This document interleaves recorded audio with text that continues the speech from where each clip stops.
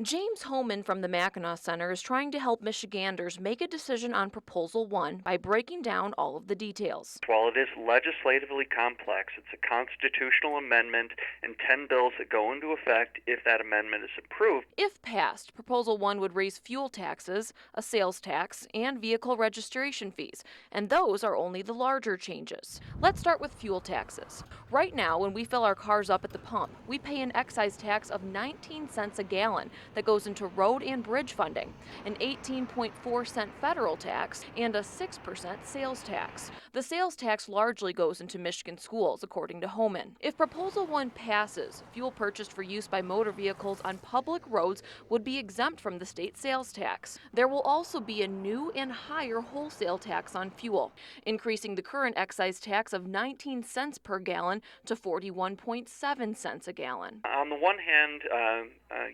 taxpayers are going to see some savings from not having to pay sales taxes when they purchase a gallon of fuel.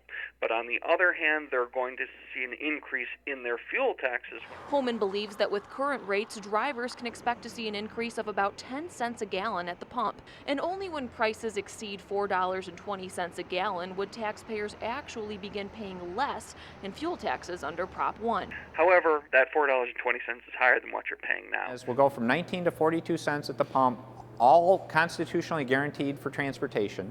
Eliminating a state sales tax at the pump would also take away some of that funding for schools and local government. That's why the state sales tax rate would be raised from 6 to 7% under Proposal 1. At least for the first year of implementation, the school aid fund will come out $293 million ahead. The school aid fund goes towards public and charter schools, as well as community colleges, according to Homan. But whether or not Michigan schools will receive more funding than they are now is a bit unclear. The school aid fund, which we use to fund the schools, is what we is going to go up, but it's up to legislators to actually implement that in ways to increase funding for education. Now that's likely to happen, but the school aid fund also has a lot more revenue sources than just a sales tax.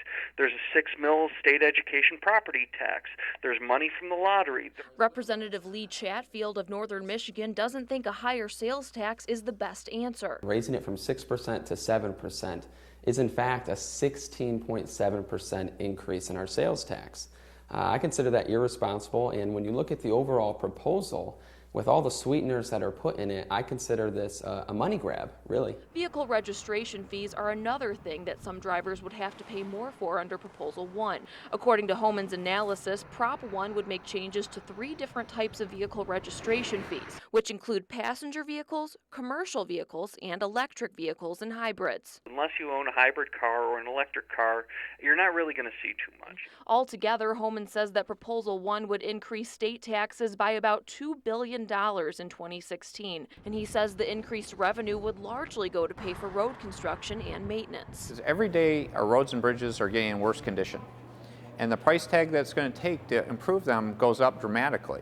In 2016, taxpayers and drivers would devote about $1.24 billion to paying down the debt owed by MDOT and putting more money into the Michigan Transportation Fund. Homan says in the first year, revenue will help maintain the roads as they are now. Under this proposal, it's probably going to take around a decade before most of the roads are in good shape. Homan estimates that the typical household could expect to pay between $477 and $525 more in state taxes in 2016 under Proposal 1. You are going to be paying more on your sales and use taxes, but you're also going to get something for the money that you're paying. This proposal will eventually fix the roads, and it will also do a number of other things.